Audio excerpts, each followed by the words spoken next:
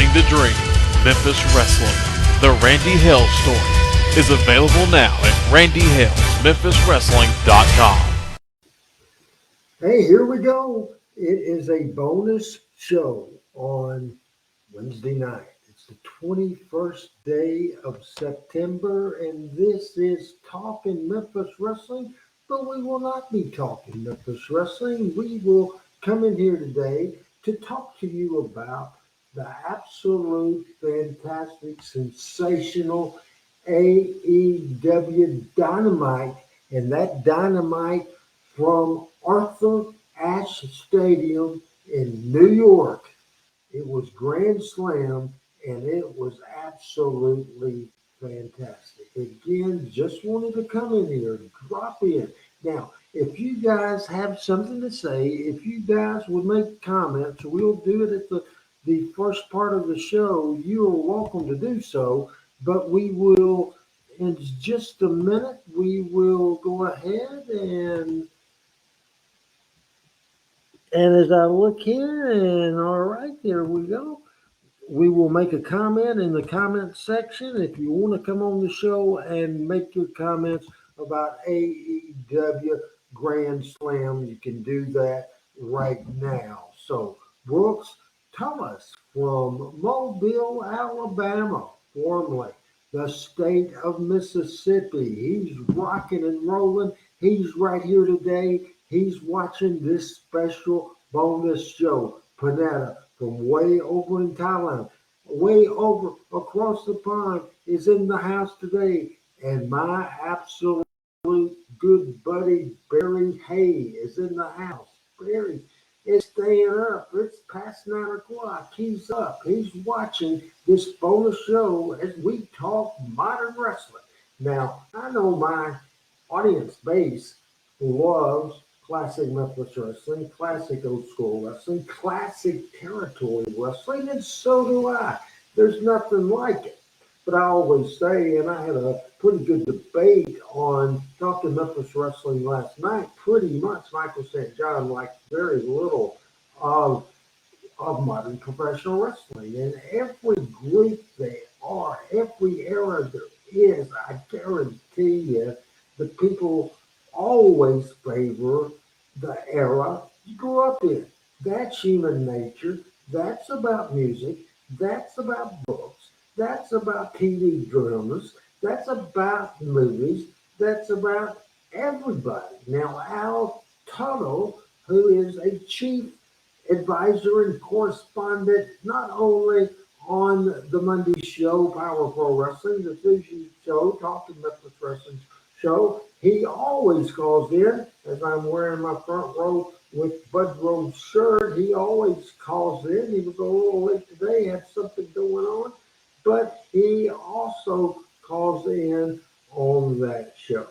Now, I will right now post a link, and there it is. If you're watching on Facebook, you can see it there, and that's the link. And if you would like to join this show to tell us about what you thought about AEW Dynamite. Now, I want to ask the question, how many people watching these, and Al will buzz Bud Rowe and ask him if he has any extra going on. Let me see if you can see it more. That's listen, says Miss Lisa, has Bud Rowe, the front row with Bud Rowe t-shirt, and we will ask Bud if he has any in his class size. So send me an email, Al, or you can tell me right now what size t-shirt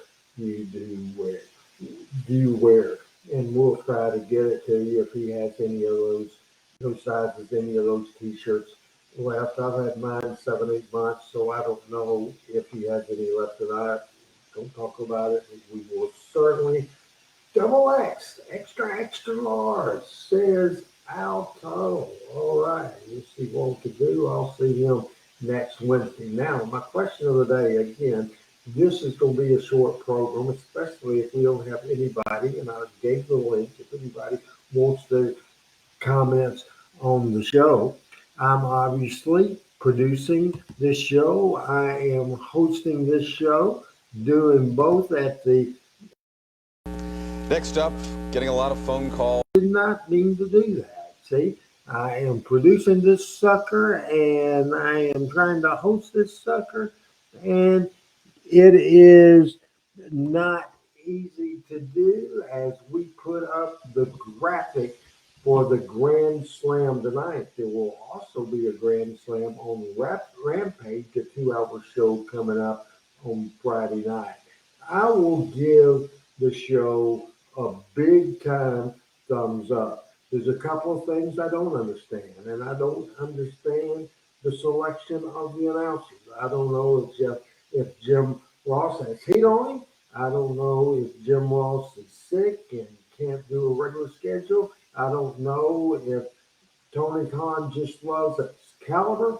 But I thought opening match, which was Claudio Casanova in a ROH title match against Chris Jericho, the first thing that really irritated me was the ROH announcer Ian Riccaboni or whatever that name is.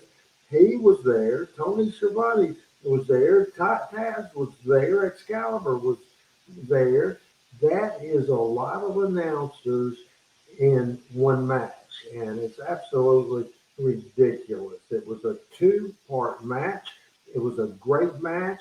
The crowd at Arthur Ashe Stadium, it was absolutely phenomenal. It was fantastic. It couldn't have been any better, and that was an absolute great match to start off the show from New York City. I like how Ring of Honor does the Code of Honor. I liked how they did the kind of the tease and the sucker off the handshake. It was just absolutely fantastic. They did a nice shot on the spot. They did all kinds of excitement. Crowd continues into the match. Two segments in with some vicious stomps, attempt of the walls of Jericho, a great big swing. Jericho went to get the bat. Floyd then Jericho did his low blow and got the 1, 2, 3. The match was over 7 minutes 20 seconds, and that certainly was segment one, segment two of the show, and I thought it was a very, very good opening match. It was a title change, and what a pop Chris Jericho got when he won the title, as Al points out. I hope everybody enjoyed that for sure. And Brooks, I hear your comments about MJF, Tony Schiavone, and we will get to that in a little bit, and we will talk about that in a while. The second match was the third and fourth segment of the show, and it was a return from All Out for the AEW World Champion, Swerve and All Glory or For Glory, or it was certainly Keith Lee and Swerve Strickland. Hell of a match with Acclaim. Hell of a match with Acclaim.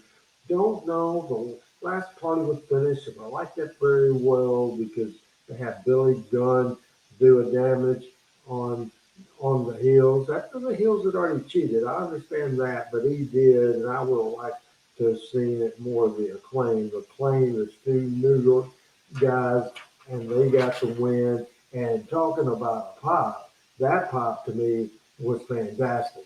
Then here comes the segment that Brooks was talking about, the MJF promo. What a prick this MJF is. A fantastic. There's no doubt about it that he is a great heel. Wheeler Yuta came out and showed more fire than I'd never seen him. And Morrissey, the former Big Cass, came out. It was just certainly crazy. It was absolutely crazy, including MJF calling names to Tony Schiavone. He called him fat, and called him big, and called him old, and called him something else, and he got heat there. Then that was sensational. I thought that was fantastic, and it was probably, we'll get into it later, my second favorite match of the night, because my top three matches, I would say, is awful close in the three that I like. The next match was Orange Cassidy and Pac. That was very good. That was in segment 5. Pac got the win, and he retained the All Atlantic title. And it was a two-segment match and ended up with Pac grabbing a hammer and knocking Cassidy out and Goofy with that. They showed a replay, and that segment was a very good segment at all. Then comes the segment that I didn't very well like, but it was Tony Storm and Dr. Brett Baker and Athena and Serena Deeb, and it was ended up that the champion Tony Storm retained the title. The Hills got heat afterwards. Then surprise, surprise, surprise.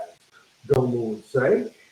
A big surprise, and they were calling her Serena, or I don't even know the name. It was a former page of the WWE. She got a hell of a pop because what they did with this big crowd, this $1 million gate, the house, the attendance is down from the last time.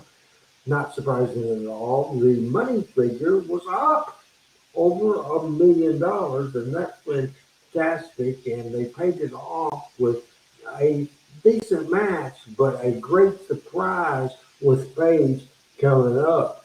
Then they did a segment where they showed a little silly. Darby was headed to a funeral at Arthur Ashe. I thought that was a little on the goofy side. At 8:36, here was Moxley. Here was Bryan Danielson. That was the main event of the show, and I thought it was sensational. They went ahead, and Moxley is once again the champion. They will having MJF watching that as well, and I don't really understand, Wally, what you're asking. You're asking what about Moxley? Moxley won the match, and a hell of a match, a fantastic match. It was sensational. Danielson and Moxley just are so good. They're pros. They are fantastic. Either could be my world champion for sure. And I said, you think it's going to be a transitional champion? I would hope not, because they've overplayed that. And I think that you can't just have Moxley have it and not have it and have it. I think you need the decent size run. But my prediction is that the next title holder, the next world champion, the next AEW world champion will definitely, without a doubt, in my mind, unless they throw curveballs at us, and they could throw curveballs at us. They've been throwing curveball at us, and certainly they can and might. That wouldn't surprise me in the least.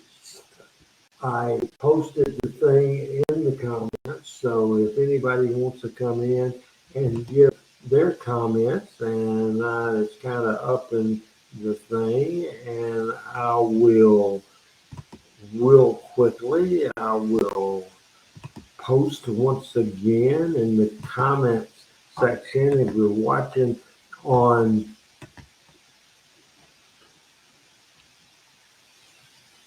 If you're watching on Facebook, you can go ahead and get that there. And I'm having a little trouble. And here we go, producing and hosting at the same time. It's up there now, so you guys can click on that if somebody wants to come in and make a comment. And Al Tuttle says he liked how Moxley used Seth Rollins' curb stomp. They did not call it that, but I thought that was fantastic. It was a stiff match. It was a fast-paced match. I like Regal doing commentary. I like Taz doing commentary.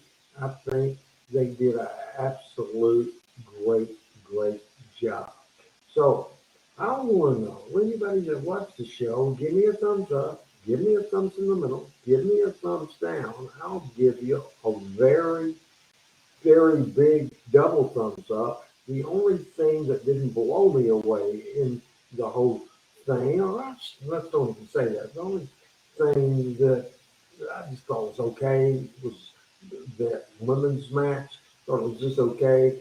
And I thought Pat and Orange Cassidy, even though I love Orange Cassidy, I think Pat has the great look, no doubt about it. I think his moveset's absolutely fantastic. He just lacks something as far as as far as charisma for for uh, for the sure. I thought the tag title match was absolutely fantastic. That was no doubt my favorite match. What in the hell was wrong with that? Are you a goof or something, Scotty? I know you're a goof because you're trying to put over Dustin Starr's ass. I know you're a fucking goof. There's no doubt about that. Now, crowd gets a big pop, gets a big thumbs up. There's no doubt about that. It's fantastic. Raleigh Wilburn, the freaking expert around here, Scotty freaking Mangrum, I think is knocking that match. Who gives a flying shit? You don't even dress. You go out there and manage and looking like a piece of shit. Why don't you talk about that a little bit? Jesus Christ.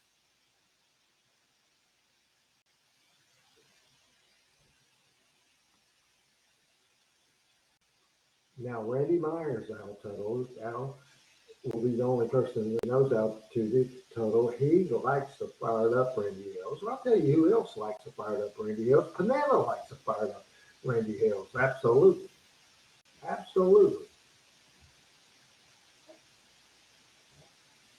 Fuck you, Scotty. Fuck you. You big fat son of a bitch.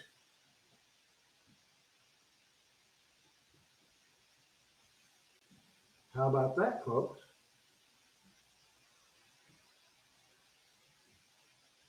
Go away. Go to bed. Get out of here. Now, you see how I'll handle that.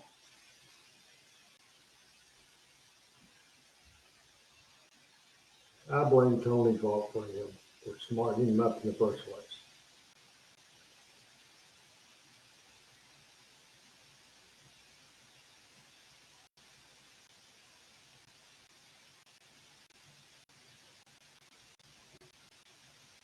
No, you didn't say fuck you. I said fuck you.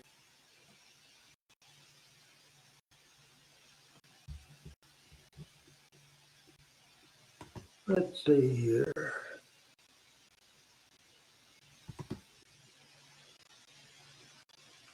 Hey, Richard Hood, what is going on? I put the link if anybody wants to come in and watch the show. Now, Panetta always loves it when I fire up, when I cut a promo. Now I get hot and I fire up and I cut a promo. People like that controversy now because I said that. I can't put this thing on YouTube, which I have been doing because I said the F word a couple of times. Can you say the F word on YouTube? Does anybody know? Does anybody know if you can say the F word on YouTube? Because here's the thing. I have a new YouTube page, everybody, and I'm posting all my shows up there, except I don't know because Scotty Mangum got me hot. Justin Case got me hot. What the heck? He's going crazy. He just wants to be on television. And so he's going to not like anybody that Dustin Starr don't like. And I don't want Dustin Starr to like me at all. Absolutely. But I got the YouTube channel, the Randy Hales YouTube channel, and I'm asking somebody, can you say the F word on YouTube? And Panetta says, I don't think so. Al, research that for me. Because I will not say it, because I don't say that much anymore. I really don't. I say it in real life a lot. They flag a lot with that word, but that violates the First Amendment. We're not going to get into politics right now. Hey, Roger Calvert, Farmer John, I'm still wanting to have you on the show. I'm still wanting to have you on the show for sure. We got to get you on. We got to talk about good Kentucky wrestling. Good Kentucky wrestling. Some people, I'm going to drop that. I'm going to absolutely drop that before I have to go into the other room and grab my blood pressure medicine and take an extra pill for the day. I've already taken the pill for the night, so I don't guess I should do another one. This is a bonus show that I'm not live on YouTube. So let's see. What does Al says? I missed it when you were asking Andy. My feed was freezing. If I was asking if you could say the F word on YouTube, I was trying to decide whether I should put this uh, in the morning on YouTube, but since I dropped about 15 F, F bombs, I might not should. What's the rules there, Al, on the F bomb? It's folks, you get what you get with me. Now on the radio, on the front row with Bud Row, I know I can't say the F bomb, but this is the internet, and you can get away with it. But, but, but, YouTube is an entirely different situation. Entirely different situation as well.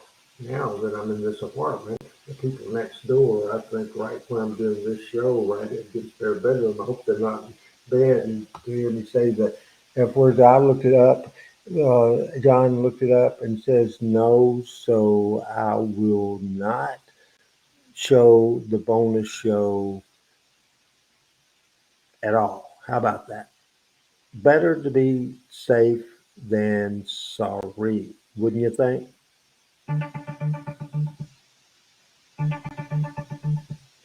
I am getting a text from Randy Myers. Al Tuttle is the only one that knows who Randy Myers is. I've seen a couple of family pictures of my nephew. My nephew plays football for Valley View High School here. He's a senior, and Randy Myers, my friend from the front row with Bud Rowe, the co-host and the producer of that show, also did the play-by-play for Valley View football. So my nephew plays a senior player, and he's a starter this year. And I sent Randy Myers, since he broadcast the thing, a picture of me and my nephew Cal when 12 or 10 years ago. 10 years ago, he's 17 years old, almost 18 now. So he was a young son of a gun in Jonesboro, took him to the fair, and a couple of great pictures for sure. Now, that's not exactly true. The real wrestling people, and I know you're not these days around real wrestling people except for me, because the people that you're around is not people that I'm considering real wrestling people, obviously, except for Tony Falk. That's a real wrestling people. The F word is the most used word because whether you're angry or not, you can't give a finish without saying the F word. That's just, you can't use a finish without saying 75 F words in a 1 minute finish. It's just a part of it. Now, as far as being mad, I do that for a couple of reasons. Because first and foremost, it's business. It's absolutely business. The people, the viewers out there like it when Randy does a rant. Absolutely. And also, a lot of people, except for El Tuttle, my friend, he didn't like it when I said the F word, but he knows how I am. I'm a wrestling business guy. And wrestling business guy says the F word all the time. I just don't like people who constantly from the get-go. I don't know what people have against AEW, but I think it's stupid to realize that real wrestlers, not outlaw wrestlers, not mud show people, but real wrestlers that make their living or have made their living out of this business, they are in better shape than they've been in 20 years because there's an alternative. And there's so many people, and I don't know why, that wants AEW to go out of business. Obviously, anybody that don't want or to the Gerson might as well not watch the show for sure. Shane is turning in, and let's see, on his birthday. Shane, where you from, Shane? What's going on? The thing I hate the most about wrestling is all the cursing, and I'm cussing like a son of a gun today. So it's a good thing you just got in because somebody made me mad. And I was saying that word over and over again. Absolutely hate using the term getting over. What's wrong with that?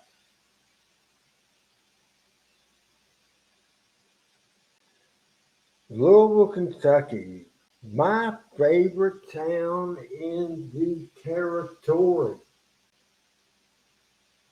I shouldn't get mad when somebody who's not an expert about the wrestling business has an opinion different than me. I apologize for that. Jay, Louisville, Kentucky, Tuesday's night. A lot of people in the territory. Interesting. Everybody, the majority of the crew, Memphis was the their favorite town, and on a sold out house, there was nothing like Memphis, absolutely. But overall, just the atmosphere, the actual trip, I absolutely love going to Louisville on Tuesday night. I like the arena, I like the Louisville Gardens, I like the setup. Back in the old days when I first started going about 1984, 85, you would go in and you could park in the back alley. Then later on, they put a parking garage out there and just had a sidewalk, so you had to park either in the garage or on the parking spot on the side of the road and walk up the alley and then the door.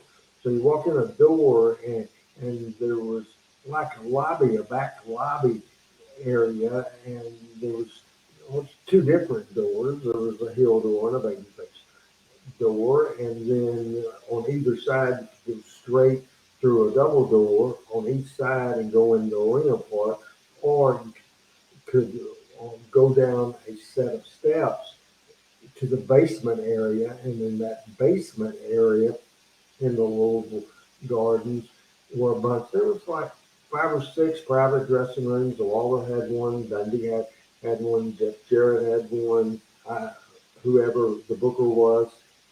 So me during a lot of the times had a room, and then they had a room that the Hills dressed in, the room the baby faces dressed in, a couple of, of, of dressing rooms that some of the top talent would use, and that would be downstairs. Back in those days, nobody could go downstairs. Nobody. We usually had somebody from the wrestling company, and Louisville was usually Christian Jarrett. I mean, the building manager, the building assistant manager, the Louisville Police Department, didn't matter. They were not allowed, and that wasn't in Louisville, just in Louisville, that was in Memphis as well. Pat Malone used to guard the door as well. And the protection of kayfabe back then was a big deal. Obviously, it's not. I guess if you can't beat them, join them, because I was one of the last people that would publicly talk inside about the wrestling business. But I thought, I'm getting behind and I'm losing the audience by not doing it because people aren't just smart uh, for sure, as Shane says. And I agree. I wish they would remodel the Louisville Garden and have wrestling there so I could experience. We have OVW here, but still haven't done this. Al Snow Shane is the owner there now, and he's a great wrestling guy. I don't watch the show anymore, so I can't give you endorsement of OVW right now. I really can't because I haven't seen it. I think I can go out. When you get mad, man, you just have to cuss, and you have to drink water.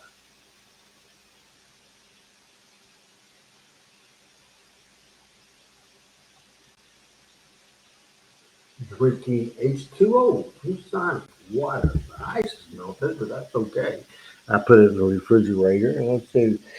The remodel of the local gardens, I understand that. And Brooks said I would like to tour some of the old wrestling arenas, and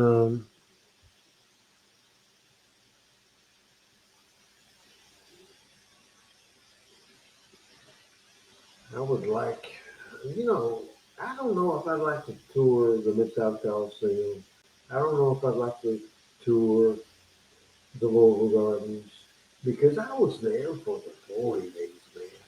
I was there for the glory days, and now it's just so depressing and it's so sad. It's so bad. It really is. It really is. So I don't think I could get myself to take that tour.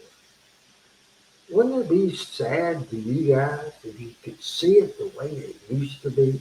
Just going to the Liberty Road now, going to the fairgrounds at the Mid-South Coliseum, and seeing somebody, a friend of mine, went to Memphis for the University of Memphis Arkansas State game the other day. Brad Bobo went, and he always walks over and takes a picture, and he was talking about it, how it's all boarded up. It's just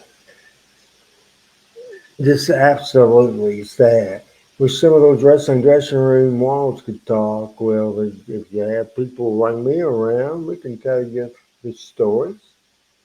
I'll ask whether you like booking singles or tag team matches. I like the balance. I like more single matches than tag team matches. I think my best finishes were tag team finishes. So, in a tag match that was designed to be a featured match on the card, or program, or a feud, whatever storyline, whatever you want to call it, I like booking that. I like booking the PG-13 program. So, I would say overall, I think I was better at booking. That's hard to say. As I'm saying that, then I'm thinking deals that we've done, especially in Power Pro, Stage Act and Lawler. We had Lawler's input, but basically it was my direction, and Lawler would suggest things as we went along, as any talent could go. The Randy Oak Brandon Baxter program, I like that as well. That I liked it when we went with Brian Christopher and Jerry Lawler. So as far as Power Pro is concerned, we didn't feature that many tag team matches. We really didn't in the territory days in the USWA. So that nobody's ever asked that question to me before, and it's a very interesting question, and I'm kind of changing my mind as I go around. I sort of always think my favorite era of booking Memphis wrestling was '94 to into '96. A big part of that was tag teams and the Smoky Mountain USWA programs that we had 4-man tags, 6-man tags, 8-man tags, 10-man tags. We built it to we blew it off in the rage in the cage. So I hope that answers that question. I posted a link earlier, and I posted a link on my Facebook if anybody wanted to come in and make a comment. I appreciate everybody's verbal comments. We'll do a few plugs before we get out of here. I want everybody to please go ahead to the new channel, the new YouTube channel. It's Randall Hales, RAN DALL or ANDALL Hales and subscribe.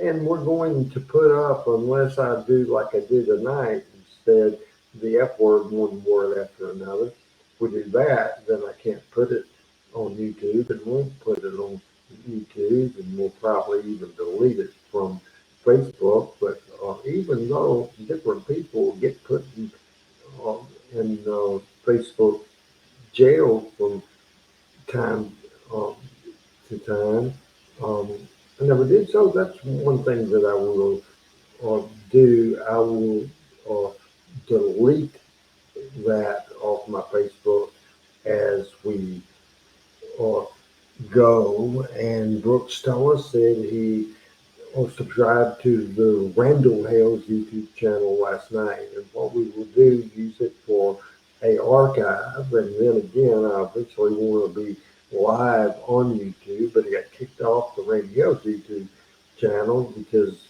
believe it or not, if they won't listen to you, they got copyright violations for showing Power Pro stuff, which I won't. It's crazy.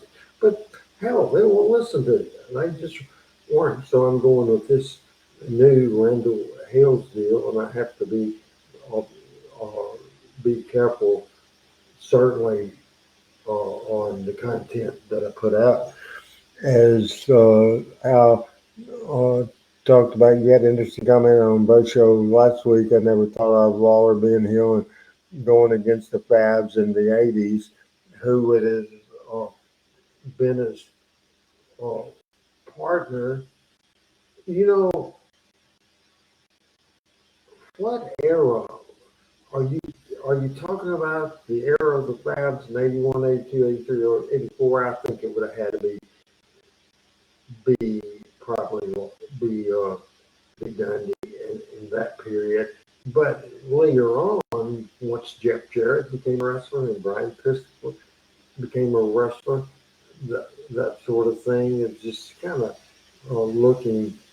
Uh, Obviously, in that era, you had Austin Idol in there, and I think Austin Idol and Lawler as a heel team, they drew money as a babyface team. But how about Lawler and Eddie Gilbert? I think that would have been fantastic as well. So Dundee's right there. Certainly, it's always worked. Um, when you know that's if you went Lawler, Dundee, and the Fabulous Ones, that's the main event. That's four guys, one match. Four guys, one match. And instead of saying if you had the Fabs and Babyface in a program, one match. You have Lawler in a single program, two matches. Dundee in a single program, that's three matches. So you have to, when you go with a permanent program, week after week after week after week, I think it's kind of why Vince, a couple of times in the Attitude Era, he went all the way with that fantastic tag team division. But for the most part, he doesn't really go with a lot of tag matches. But it's just a very, very interesting scenario. I want to thank Justin Case for firing me up tonight because I know in one way, I know probably the majority of this audience likes it. For those that don't, I'm sorry about that, and I apologize. And I do try to watch the profanity, especially with the YouTube channel. Now, quick plug. The Monday show, Talking Memphis Wrestling. Where is that format? This is a wrestling format and the notes. This is the master format from Power Pro Wrestling episode 32, November the 21st, 1998. This first page is the run sheet. It has segment times. It has running times and the total running time of the show. We had to hit the final hard to close at 57:55.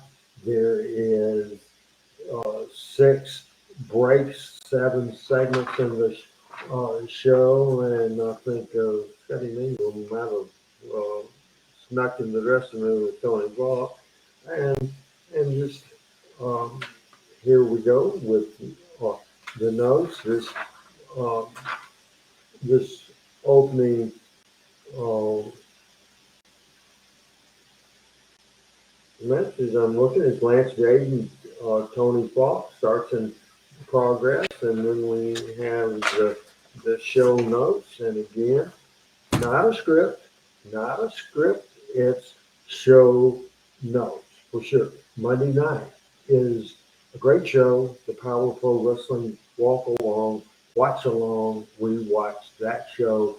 We watched show number 31. We watched November the 21st, 1998. Tuesday, talking Memphis Wrestling.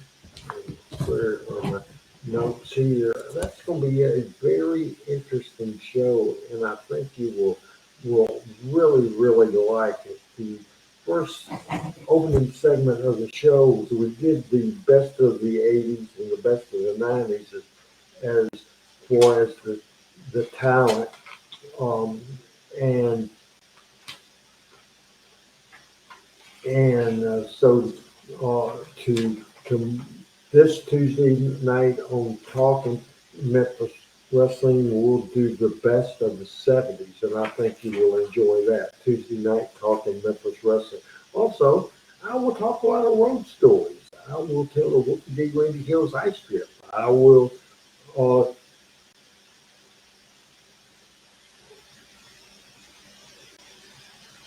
I don't even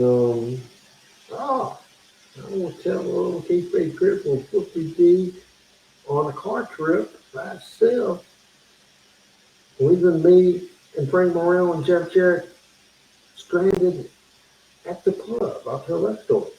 I will tell a very interesting road trip with Kurt Hennig, the Nasty Boys, Jeff Jarrett.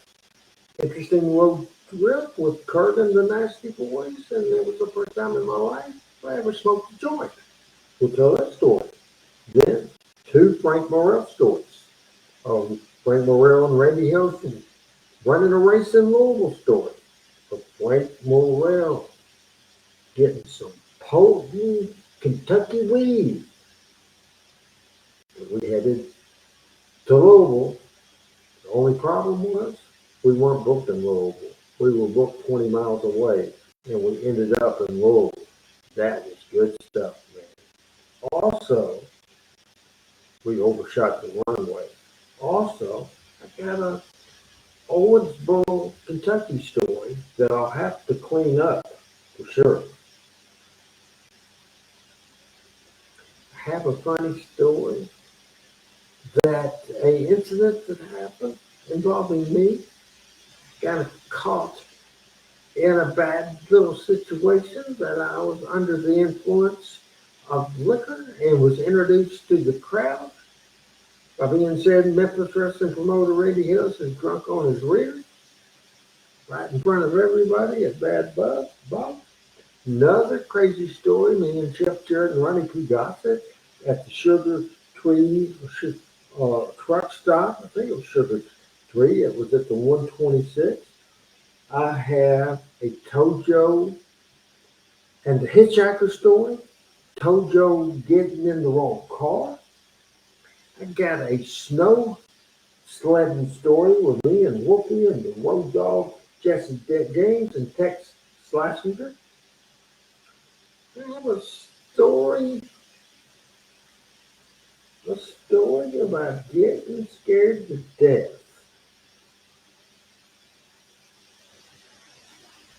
Doing acid in Opryland in Nashville.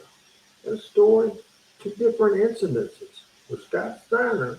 Saved me a little bit. Little funny story, drunk. Folks, I haven't drank since 1995, but I have a story that I was drunk and I was kind of ripping and kind of wasn't ripping, trying to get a pop, and I did, where I slapped the late Billy Travis at exit 97 in Nashville. I will tell a RH Brandon Baxter, Derek King story where I ended up cussing out a guy at a cussing up cussing out a guy at a fast food restaurant. Was in a wreck on Cumberland Hills Drive. Randy West and I were going to Springfield, Tennessee. We're going to shoot some matches, and a teenager lost control in a curve and ran into us, but we were not late to the town.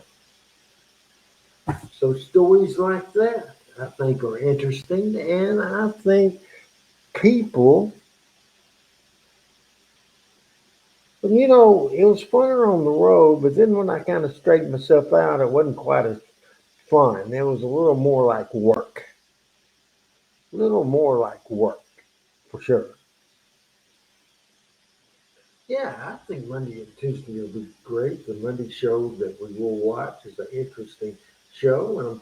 We have a match that will show with Twin Vicious, Dick Grimes, and the Spellbinder. And I was talking to the Spellbinder today, and we may get to get him, if I'm lucky, get him on the show Monday. He was a great guest on the Tuesday night show a few weeks ago or a few months ago, and to have him come back, I've sent him a YouTube link from the show last night. So that Monday show, and then the Tuesday show, I have more. What I do, here's the secret. What I do is just when I'm sitting around watching TV, or if I'm sitting around waiting for a ride, I get in the notes section of my phone. I just little ideas, just couple words, and just make the list. Then when I get home watching TV, I have this pad, this notebook, and I make notes. Uh, and then once I go to put it in a run sheet, I type it up, and then the notes uh, certainly are longer and more detailed on the Tuesday. So far, I got a couple of segments. I got a segment of pictures that I want on there, graphics, and then I have a list of the road stories I just read to you. Then the best of the 70s, and if you can see that, I don't know if you can, but you see the concept of what I do. And I put a lot of time in this thing, and then road, the best of road music, and and I got to thinking that that's what kept us going on the road. And I just thought it would be interesting if we have time, and we might go over a little bit, but I just thought every uh, everybody might be interested in what's I call it on my playlist on my phone. I call it RH all time favorites, and I've got about close to 100 uh, songs, and it goes down that page, and it goes down that page, and that is very interesting. And I also did a little interesting thing we will talk about. This is all if we have time. If we have time Tuesday, I looked at Mark James' book, Tennessee Wrestling History, and so um, this is not complete, but it gives you a general idea. This is January 1973. For some reason, they didn't put Friday and Saturday. Martin did not list very many Friday and Saturday towns, but back in 1973, the Monday town, obviously, was Birmingham, Alabama, and Memphis.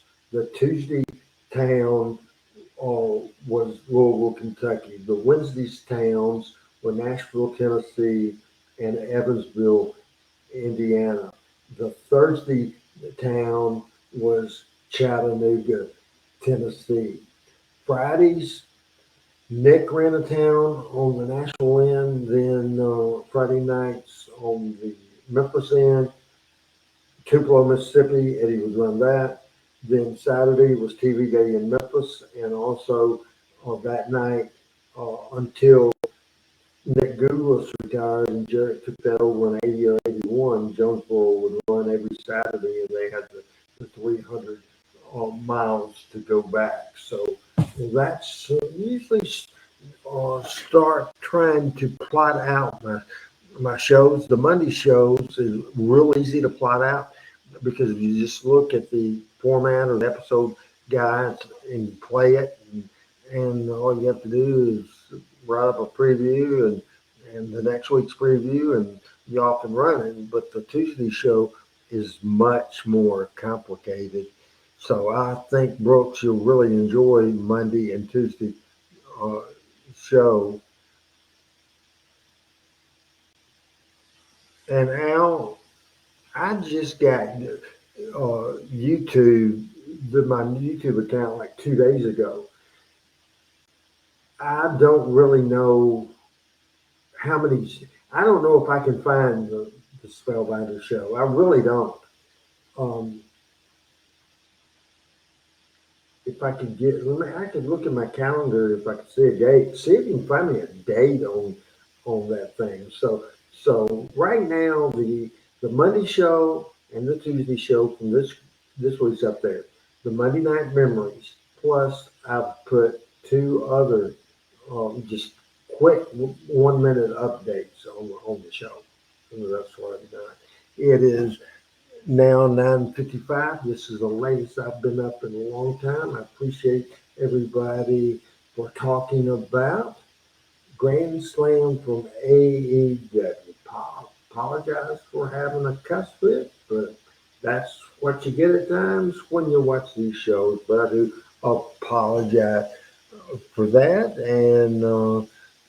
And Brooke says enjoy all the shows because it's good to relive the old days, the old history of Memphis wrestling, and that's my mission, to keep the legacy of Memphis wrestling alive. And with that, I appreciate every single one of you. And we're going to have real quick. I was kind of thinking maybe not even close with the close, just a video close, but that's probably not very good to do. We'll close with the plug at RandyHillsMemphisWrestling.com for the Living the Dream book. Until we see you Monday, Randy Hills, thanks a lot for watching, and good night. Man, one other thing. It got up to 103 degree heat index today. It's not going to be as hot tomorrow, and this was officially the last day of the summer. Yay, yay. Good night, everybody.